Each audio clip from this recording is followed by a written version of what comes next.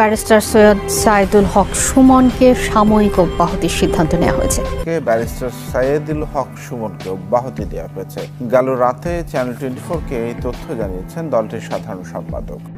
আপনারা জেনেছেন যে গতকালকে আমাকে বাংলাদেশ আওয়ামী সাময়িকভাবে অব্যাহতি প্রদান করা হয়েছে। অনেকে আমার কাছে এই রিয়াকশন জানতে চেয়েছেন, তা আমি শুধু আপনাদেরকে বলতে চাই যে এখানে রিয়াকশনটা হচ্ছে খুবই পজিটিভ।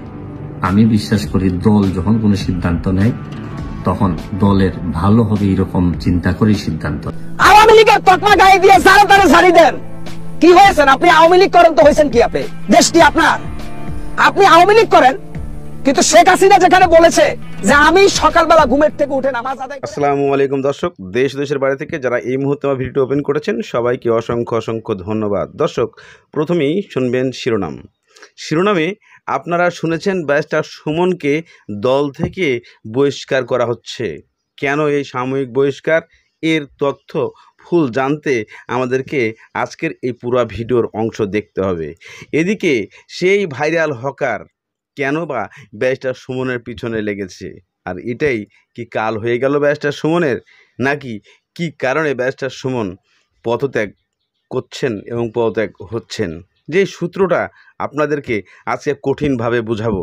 নাকি এই পদত্যাগ সূত্রটা পুরোটাই গুজব, নাকি সত্যতা প্রমাণ সহকারে আজকের এই ভিডিওতে আপনাদেরকে আমি দেখাবো যে সত্যি কি দল থেকে বহিষ্কার হয়ে গেছেন নাকি এটা গুজব। সেই সূত্রটা আপনাদের সামনেই তুলে ধরবো আমি আজকে। দর্শক, এদিকে সবচাইতে ভাইরাল ব্যক্তি যে হচ্ছেন এই হকার উনি ইদানিং রাজনীতিতে আসার একটা প্রভাব নিয়ে উনি যাকে তাকে ইচ্ছা মতো বলে ছেড়ে দিচ্ছেন। উনি ব্যারিস্টার সুমনকে উদ্দেশ্য করে বলেছেন যে আপনি আওয়ামী লীগ করেন তাতে কি হয়েছে। উনি এই কথাগুলো ছদ্মবেশ লেবাস নিয়ে আজকে উনি মিডিয়াতে এসে যা তা ভাষায় বলতেছেন। আচ্ছা, আপনারাই বলুন তো, ব্যারিস্টার সুমনের পায়ের তলার মাটি আর ওই হকারের পায়ের তলার মাটি কখনো এক হবে? কোনোদিন হতে পারে? যদি এক হয় তা আপনারা প্রমাণ করে দেখাবেন। চলুন আপনাদেরকে আমি কিছু কথা সেই হকারের শোনাবো, তারপরে ব্যারিস্টার সুমনের গায়ে। নেশাগ্রস্ত না, আমি মাদক সেবনকারী না। আমাকে ডিএনএ টেস্ট করেন, আমি কি মাদক সেবন করেছি জন্মের পরে কোনোদিন? তার মানে নৌকার বিরুদ্ধে যদি কলা গাছও খাড়ায় তারা কলা গাছে সিল মারবে, কারণ এটা শেখ হাসিনার দোষ না, এটা এই নেতাদের দোষ। বুকে সাহস আছে, শক্তি আছে, তোর হাতে গুলি খেয়ে মরে যাবো। মৃত্যুর সময় স্লোগান থাকবে একটা, আল্লাহু আকবার। শেখ হাসিনা যে উন্নয়ন বাংলাদেশে করেছে, স্বাধীনতার পরে কোন সরকার এই উন্নয়ন করে নাই, কিন্তু সেই উন্নয়নকে আওয়ামী লীগের নামদারি মুখোশধারী কিছু বুয়া রাজনীতিবিদরা দুলের সাথে মিশিয়ে দিচ্ছে, আর শেখ হাসিনার জনপ্রিয়তাকে তারা শূন্যের কোটায় নিয়ে এসেছে। তবে আমার বক্তব্য শেখ হাসিনার কান পর্যন্ত যাতে পৌঁছতে না পারে, এজন্য ওই যে যাদের সিন্ডিকেট ব্যবসায়ী যারা আছে, ভুয়া রাজনীতিবিদ, তারা বাধা দিবে, এটা আমি জানি। কিন্তু আমি মনে করি যদি আল্লাহর হুকুম থাকে, আমার কোন একটা বক্তব্য শেখ হাসিনার কানে আসবে, তাতে যদি বাংলার মানুষের ন্যূনতম অধিকার রক্ষা হয়। আমাকে যদি মাননীয় প্রধানমন্ত্রীর সাথে সাক্ষাৎ করতে দেওয়া হয়, তাহলে আমি প্রধানমন্ত্রীকে নজিরবিহীন কিছু তথ্য দিব যেটা আজ পর্যন্ত প্রধানমন্ত্রী জানে না। আমাকে যদি গণভবনে শেখ হাসিনার সাথে সাক্ষাতের সুযোগ করে দেওয়া হয়, তাহলে আমি একজন হকার বললাম চ্যালেঞ্জ করে আমি শেখ হাসিনাকে কিছু নজিরবিহীন তথ্য দিতে পারবো। আমি ডিজিএফ না, আমি এনএসআই না, আমি প্রশাসনের লোক না, কিন্তু আমার তিক্ত অভিজ্ঞতা আছে রাজনীতির। আমি প্রতিদিন পত্রিকা পড়ি, শেখ হাসিনার প্রত্যেকটা জনসভার ভাষণ আমি বলে দিতে পারবো মুখস্থ। তেমনি ভাবে খালেদা জিয়ার অনেকগুলো ভাষণ আমার মুখস্থ। আমি বলেছি আমি রাজনীতিবিদের ইতিহাসগুলা সংগ্রহ করছি, না হলে আমি এত পাগল না যে হকারি ব্যবসা ছেড়ে দিয়ে রাজনীতি বক্তব্য দিচ্ছি। কেন? আমার এলাকা নোয়াখালী কবিরহাটের একরামুল করিম চৌধুরী মাইজদিদ চার আসনের সংসদ, আমি উনাকে চিনি। আমি ওবায়দুল কাদের আমার এলাকার, আমি উনাকে চিনি ছোটবেলা থেকে। হয়তো কাদের সাহেব আমাকে চিনে না, আমি মির্জা আব্দুল কাদেরকে চিনি। আমি আপনাকে পরিষ্কার বলে আমি আমি বাংলাদেশ আওয়ামী লীগের সাধারণ সম্পাদক ওবায়দুল কাদের সাহেবকে ছোটবেলা থেকে চিনি, উনার প্রত্যেকটা ফ্যামিলির সদস্যকে চিনি, একরামুল করিম চৌধুরীকে চিনি, কবির হাট বাজারে যারা আজকে রাজনীতি করে প্রত্যেককে আমি চিনি। কিন্তু আমি বলতে চাচ্ছি না কোনো কথা, কারণ আমি কাফনের কাপড় আগেও বলেছি, অলরেডি কিনে রেখেছি। আমাকে যে কোনো সময় তারা খুন করবে, গুম করবে, হত্যা করবে, যদিও কারো সমস্যা নাই, কিন্তু শেখ হাসিনার সাথে দেখা হলে বলে দিব নোয়াখালীর রাজনীতি চেঞ্জ হয়ে যাবে। বিগত দিনে দেখেছেন, একবার আমাকে মির্জা আব্দুল কাদেরের বক্তব্য ভাইরাল হয়, একরাম করিম চৌধুরীর বক্তব্য ভাইরাল হচ্ছে। কবিরহাট, নোয়াখালী কবিরহাট একটা উত্তপ্ত জায়গা, আর সেখান থেকে আমার জন্ম। সেক্ষেত্রে আমি আগে এই মস্তিষ্ক আল্লাহর কাছে সেজদা দিয়ে আল্লাহর কাছে চাইবো যে তুমি আমাকে ওই শক্তি দাও যেন আমি হাইব্রিড, ফরগাসা এবং যারা সন্ত্রাসী তাদের লাগামকে টেনে ধরে জনতার মুখে হাসি ফুটিয়ে তুলতে পারি। আর আল্লাহ চাইলে সব সম্ভব। আমি বিশ্বাস করি আল্লাহকে। আমাকে অনেকে বলে লেভেল প্লেইং কন্ডিশন, আপনারা কি বুঝেন না? বারবার বলতেছি লেভেল প্লেইং কন্ডিশন তৈরি করতে হবে, তাহলে ভুয়া রাজনীতিবিদরা উদা হয়ে যাবে, প্রকৃত রাজনীতিবিদরা ঢুকতে হবে রাজনীতির মাঠে।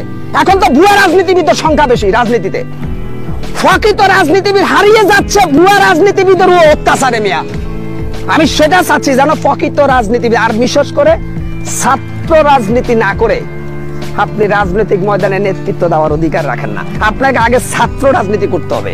আমি ছাত্র রাজনীতিবিদের পিছনে থাকতে থাকতে কিছুটা অংশ এই মাথায় ঢুকাইছি। আমি নেশাগ্রস্ত না, আমি মাদক সেবনকারী না।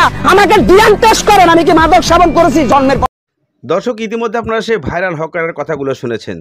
ভাইরাল হকারের যে বক্তব্যগুলা, এই বক্তব্যগুলা শুনে আপনাদের কাছে কতটা যুক্তিগত মনে হয়েছে, এবং উনি যে কথাগুলা বলছে সেই কথাগুলোর মধ্যে কতটা ব্যারিস্টার সুমনকে আঘাত করা হচ্ছে, নাকি পুরা বাংলার প্রত্যেকটা মানুষকে আঘাত করা হচ্ছে, নাকি বাংলাদেশের যে কয়জন এমপি মন্ত্রী আছে সবাইকে আঘাত করছেন।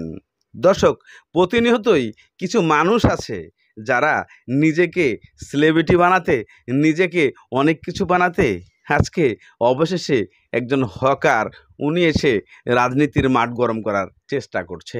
কারণ উনি দাবি করছে উনি নোয়াখালীর ছেলে, উনি দাবি করছে উনি ওবায়দুল কাদেরের এলাকার মানুষ। তাহলে কি উনি নিজে ওবায়দুল কাদের হয়ে যাবেন?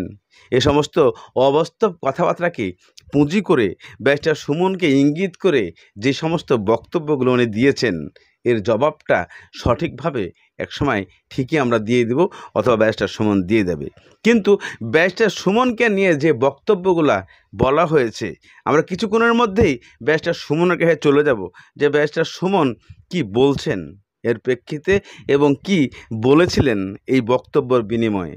এদিকে ব্যারিস্টার সুমনের বক্তব্য সূত্র ধরে এই বিশেষ করে কিছু জনগণও কিছু মতামত দিয়েছিলেন, কিন্তু সেই মতামতের সূত্রটাই সবচেয়ে সঠিক ছিল। কিন্তু একজন হকার হয়ে যার সাথে ব্যারিস্টার সুমনের কোনো তুলনাই হতে পারে না, সেই মানুষটা ব্যারিস্টার সুমনকে হুঙ্কার দিয়ে কথা বলেন। আমরা কথা বাড়াবো না, আমরা চলে যাবো ব্যারিস্টার সুমনের সাথে লাইভে কিছু কথা বলতে। চলুন আমরা ঘুরে আসি। আমার এলাকায় একটা ময়লা নদী, যে নদীতে আপনারা জানেন 49টার মতো বাথরুমের লাইন ছিল। আমি এমপি হওয়ার পর এই বাথরুমের নদীতে ডুব দিয়ে উঠতে বলছিলাম যে এমপি 49টা বাথরুমের লাইনে ডুব দিতে পারে, এই এমপি ইতিহাস না বদলাইয়া যাবে না এই এলাকা থেকে। আমি কথা দিছি, আমি যতদিন এমপি আছি আমার কোনো সম্পদ নাই, আমার ঢাকায় কোনো ফ্ল্যাট নাই, আমার কোনো প্লট নাই, আমার আমেরিকা লন্ডনে আমার পরিবার মানে হইলো আমার বউ বাচ্চা, তাদের কোনো সম্পদ নাই। আমি কথা দিছি যতদিন এমপি থাকবো মাধবপুর সোনারঘাটের, আমি আমার পরিবার 1 শতক জায়গার মালিকও আমি হব না। আমি এমপি হইয়া যদি নিজেই মাল বানাই তা আমার জনগণের দেখবো কোন সময়? আরে যে সম্মান দিছই এরপরে একটা মানুষের আর সম্পদ লাগে না। আপনারা আমার জন্য দোয়া করবেন। আমি আরিফিন রুমির কাছে মাইক দিব, তার আম্মার জন্য দোয়া করবেন। তার আম্মাও আমার খুব পছন্দের মানুষ, দুঃসময়ের সাথী। আমি আপনাদের কাছে আবারও দোয়া চেয়ে আমি সব সময় আপনাদের সাথে থাকব। যখন গান হবে বাচ্চাদের জন্য গানে থাকব, যখন ওয়াজ হবে ওয়াজে আমারে পাবেন, আমার যখন ঈদের আনন্দ হবে তখন পাবেন। আপনারা জেনে খুশি হবেন আমার এলাকায় একটা ময়লা নদী, যে নদীতে আপনারা জানেন 49টার মতো বাথরুমের লাইন ছিল। আমি এমপি হওয়ার পর এই বাথরুমের নদীতে ডুব দিয়ে উঠতে বলছিলাম যে এমপি 49টা বাথরুমের লাইনে ডুব দিতে পারে এই এমপি ইতিহাস না বদলাইয়া যাবে না এই এলাকা থেকে। আপনাদেরকে আবারও শুভেচ্ছা জানিয়ে দোয়া করবেন, যদি বেঁচে থাকি তাইলে আমাদের পক্ষে ইতিহাস বদলানো সম্ভব হবে। আর যদি মাইরা ফেলে তাইলে বলে যাচ্ছি ভালো ছেলে মেয়ে যারা আছে তাদের মধ্য থেকে সৎ মানুষ যারা আছে তাদেরকে এমপি বানাবেন। আমি যদি মারা যাই কথা দিয়ে যাচ্ছি, আপনাদেরকে শপথ করাই যাচ্ছি, পছন্দ আপনাদের, তবে অবশ্যই আগামী নির্বাচনগুলোতে আমার হোক তোমার হোক এইটা দেখার বিষয় না, সৎ মানুষ ছাড়া কর্মঠ মানুষ ছাড়া যেন মাধবপুরে কেউ নেতা হইতে না পারে। আমার বিরুদ্ধে যদি থাকে, সৎ যদি হয়, আমি তার সাথে থাকব। আমি কথা দিচ্ছি, এইটা আমার বাপের মৌরসী সম্পত্তি না। আমি এখানে লোক বানাইতে আসি নাই, আমি আইছি মাধবপুরের 7 লক্ষ চুনারঘাট মাধবপুরের মানুষের শপথ নিছি যে তাদের ভাগ্য বদলাবো। আর এই ভাগ্য বদলাইতে গিয়া আমার যতটুকু দৌড়াইতে হয়, যত জায়গা যাইতে হয় আমি যাব। এই কথা দিয়া 6 মাসের মধ্যে আমি বুরাক টাওয়ার 14 বছর ধরে সরকারের সাথে 900 কোটি টাকার একটা সিটি কর্পোরেশনের সাথে ছিল, আমি মামলা করে এই 900 কোটি টাকার ব্যবস্থা করে দিছি। জানেন, আমি বাংলাদেশে আপনার কাছে আমার কাছে মনে হয় যে ন্যায় বিচার করা আরো কঠিন, কারণ যে সমাজে আপনার বেশিরভাগ মানুষ কেন জানি মানে ন্যায় বিচারের পক্ষে থাকে না শেষ পর্যন্ত। এখানে ন্যায় বিচার চালিয়ে যাওয়া, নিজেদের পরিবার নিজেদের ইমেজ ঠিক রেখে এগুলা রাখা খুব কঠিন। আমার কাছে মনে হয় যে রীতিমতো একটা হাসরের ময়দানে আমরা ঘুরে বেড়াই, যে বলে না যে হাসরের ময়দানে ইয়ানপসি এবং মানে একটা আপনারা যখন এইসব জায়গায় থাকেন, আমার কাছে মনে হয় যে বিশ্বাস করেন এখানে আপনাদের গাড়ি চলে নিয়ম মাফিক, জায়গা নিয়ম মাফিক, সব নিয়ম মাফিক। আর আমাদের বিশ্বাস করেন আমি যে এলাকায় কাজ করি এখানে আমার এই কিসের প্রবলেম হয়ে গেছে, এজমা। এবং এজমার কারণটা কিন্তু হচ্ছে কি আপনার শুধু হচ্ছে কি বাতাস, মানে আমাকে এইসব নিয়ে আমাকে কাজ করতে হয়। তা আমি আপনাদের কাছে দোয়া চাই, একটা ইতিহাস আমি তৈরি করতে চাই। আমি যদি আর 5 বছর বাঁচি, আমি আপনাদেরকে আমি খুবই আশাবাদী, 5 বছর যদি আমি বাঁচি, আপনারা দেখবেন যে বাংলাদেশকে যে জায়গায় আপনারা দেখতে চান অন্তত জবাবদিহির জায়গায়। আমি যেহেতু কষ্ট করে আমি আমার মাননীয় প্রধানমন্ত্রী যিনি আমার নেতা তাকে যেহেতু এটা বলতে পারছি যে নেত্রী আমরা তো আপনার সামনে থাকি, আপনি আমাদেরকে তো দেখবেনই, কিন্তু আপনার পিছনে যারা আছে তাদেরকেও একটু দেখবেন, এটা যেহেতু বলার সাহস আমি পাইছি। আর আমি বিশ্বাস করি যে কোনো না কোনো ভাবে আমাদের শরীরে হয়তো সিলেটের 360 জন আউলিয়ার কারো না কারো রক্তের উত্তরাধিকার আমরা বহন হয়তো করতেও পারি। যদি করি, আমি চেষ্টা করব আপনাদের মনের মতো করে এলাকাটাকে সাজানোর জন্য, এবং একটা পাইলট প্রজেক্ট হিসাবে আমার এলাকাটা আপনাদের কাছে উপহার দিতে চাই। আপনারা জানেন যে গত সপ্তাহে একটা আমি আমেরিকা আসার পর একটা রায় হয়েছে, 300 কোটি টাকার একটা বাড়ি আমি রাষ্ট্রের পাওয়ার জন্য হাইকোর্ট থেকে আমরা একটা অর্ডার পাইছি, যদিও এটা এখন সুপ্রিম কোর্টে এই স্ট্যাটাস কো হয়ে আছে। আমি চেষ্টা করে যাচ্ছি, ধরেন এক জীবনে রাষ্ট্রকে তো খুব বেশি দেয়া যায় না, তাও আমি অত্যন্ত মনে করি যে কৃতজ্ঞ বা প্রিভিলেজ যে আমি অন্তত চেষ্টা করে যাচ্ছি। আমেরিকান কমিউনিটি কাউন্সিল আমাদের সাথে থাকবেন, আমরাও আপনাদের সাথে থাকবো। হয়তো আপনাদের দর্শক ইতিমধ্যে আপনারা সমস্ত বক্তব্যগুলো শুনে শেষ করেছেন। এই বক্তব্যের মাঝখানে আপনারা অনেক কিছুই পেয়েছেন, অনেক কিছু বুঝতে পেরেছেন, অনেক কিছু শিখার ছিল, আবার অনেক কিছু বুঝারও আছে। যেখানে আপনাদেরকে আমি বলেছিলাম প্রথমে এই ভিডিওর যে আমি প্রমাণ করে দেব ব্যারিস্টার সুমন কি সত্যি আওয়ামী লীগ থেকে পদত্যাগ করছেন নাকি তাকে দল থেকে পদত্যাগ করানো হচ্ছে, এই প্রশ্ন সূত্রটা ধরেই আপনাদেরকে আমি বুঝাতে চেয়েছিলাম। দর্শক, আপনাদেরকে আমি বুঝাতে চাই, আপনাদেরকে আমি বলতে চাই যে বাংলাদেশে কোনো মানুষই ভালো কাজ করতে পারবে না। যদি সে ভালো কাজ করতে যায় সে কখনো বাঁচতে পারবে না। কেননা বাংলাদেশের বঙ্গবন্ধু শেখ মুজিবুর রহমান উনিই বাঁচতে পারেন নাই এবং 4 নেতা বাঁচতে পারেন নাই। তাহলে আজকে তো ব্যারিস্টার সুমন, হ্যাঁ কথা সত্যি, মরতেই পারে, কিন্তু ব্যারিস্টার সুমন ছেড়ে দেওয়ার বান্দা নয়। আপনারা ভিডিও শেষ অংশে কিছু স্মৃতি দেখেছিলেন, কিছু কথা শুনেছিলেন। ব্যারিস্টার সুমন অনেক দুঃখ প্রকাশ করেছিলেন, কারণ সরকারি কিছু মানুষদের পিছনে উনি দ্বন্দ্ব সৃষ্টি হয়েছেন। এই দ্বন্দ্বর সূত্র ধরে ওনাকে বিভিন্নভাবে চাপ প্রয়োগ করা হচ্ছে, আর বিভিন্নভাবে হুমকি দেওয়া হচ্ছে।